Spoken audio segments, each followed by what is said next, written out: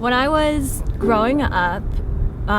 through elementary school and middle school especially, I didn't have a very diverse friend group. And even in high school, there were a few other Asians, but for the most part, it was just my family that I knew. And so I never took any interest in my own culture, where my parents came from, or anything like that, until I think it was freshman year or so when I found out my grandpa had cancer, and actually had cancer for a while, and he just didn't want to tell anybody about it. And then realizing that there was this very short amount of time left that he and I could be together and I could spend time with him, and then I could learn about him, and suddenly I found I was so interested in knowing everything about where he grew up and how he ended up where he was. And I still couldn't even ask him that because I couldn't speak in Chinese and he couldn't speak in English. That was a big thing that sparked me realizing that I wanted to learn more about my own culture and to learn to speak Chinese, because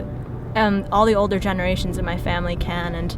it's my generation that kind of fell off the tracks and we don't speak at all. So the following year I applied to study abroad in China, and that was a great eye-opening experience. My first time out on my own, really, and learning about it was like a whole nother culture and yet my own culture at the same time. So many things that I saw there that I see in my family and the way my parents raised me, and at the same time, it was totally different than anything I was used to. And it was such a great learning experience that I ended up studying abroad again and was able to travel a lot and just kind of learned a lot like that. But even aside from that, just learning a lot about my family and my grandparents and learning where they're from. And I've been really fortunate where I've grown up. My parents have worked really hard to get to where they are and provide everything they want from me. But my grandparents, I learned, they all grew up during the communist era in China, and most of them had to run away from China to find better lives. My grandfather, the one who had cancer,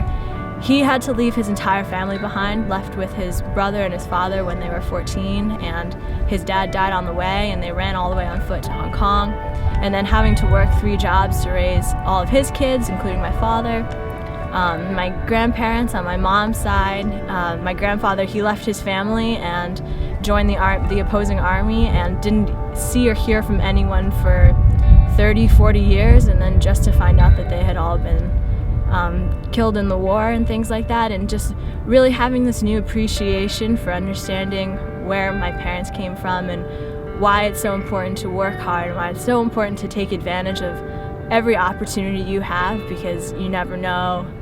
where it can take you and what better life you could have for it. And so finding out that I had this limited time with my grandpa, it just sparked this huge change in me, and now I know to take advantage of every opportunity and make the most of life and just to try and have as many experiences as I can. Yeah.